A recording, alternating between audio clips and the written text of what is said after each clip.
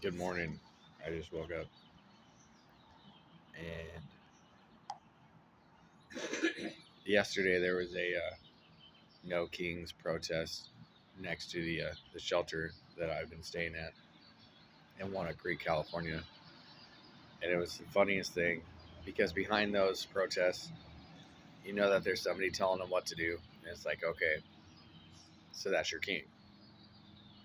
So the person that gave you the freedom of speech and the rights to be able to do your protest is a king.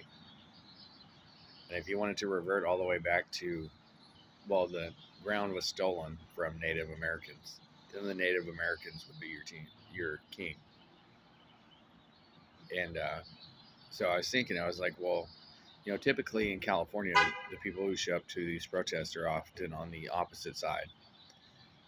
So I was like, well, was that because I made a post that it's like, man, I cannot get a job for anything, and it's not really my credentials. It's just the fact where it's like, well, I apply. By the time I step into their building, there's a play being ran on me. So it's like, okay, well, here's a nice at a restaurant. They're not known for high dollar suit and tie. They're just not. It'd have to be like extremely fine dining, which the last place was okay. It was just okay. But when you have a crew that's entirely Hispanic, don't expect high quality. It is what it is. You'll get your menu made the way that you want it, maybe. Excuse me.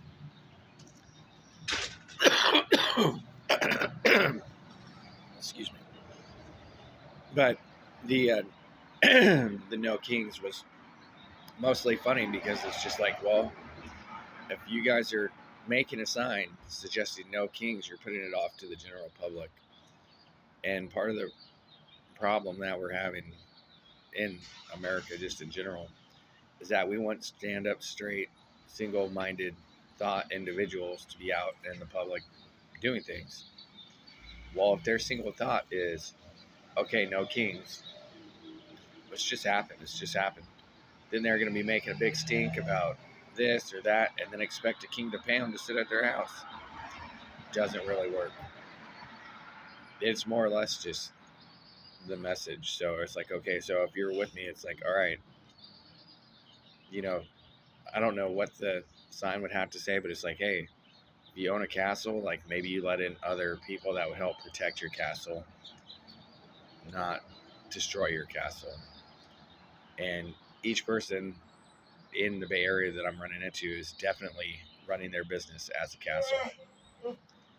And it's like, okay, well, then they control who's in there, who's doing the work. And more times, often than not, the mental of the person running the castle is they're not smart enough to really instruct anyone or work with anyone. So they have to use only Hispanics to just work. Then if a single white person applies, it's like, oh no, well, we'd let this into our country or castle or whatever it is. It's like, well, if you were American, then you wouldn't have these in here and you would hire that person. In America, particularly around my age, for whatever reason, I just went through a divorce. Is having issues with employment, has forever. It always has. In fact, Mexico does. That's why they started migrating over here. So maybe we work on that. I have no idea what you're planning on doing. But this is actual stuff that I'm going through. The things that I'm saying is things that I've witnessed or that I know about, and I'm not stealing other people's material.